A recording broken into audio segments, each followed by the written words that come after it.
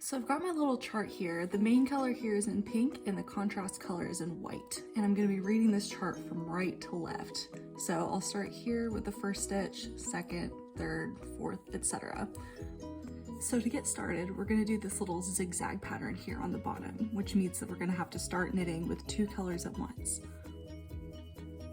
So for this example, we've got the main color here in burgundy and the contrast color is gonna be this golden yellow color.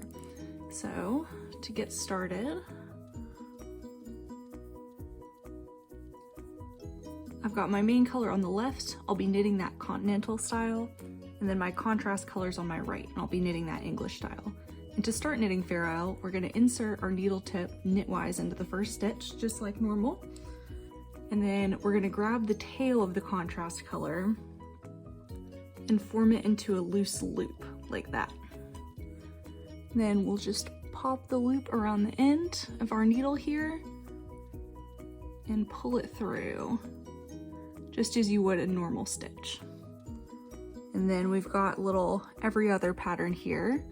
So I'll pull my first main color stitch on using continental knitting.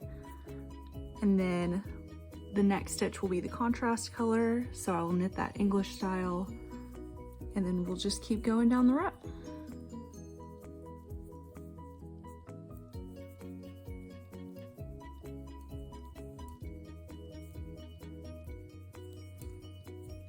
And you can let this tail go whenever you want. I usually like to do at least a couple of stitches with it still attached because it just feels a bit more secure to me that way.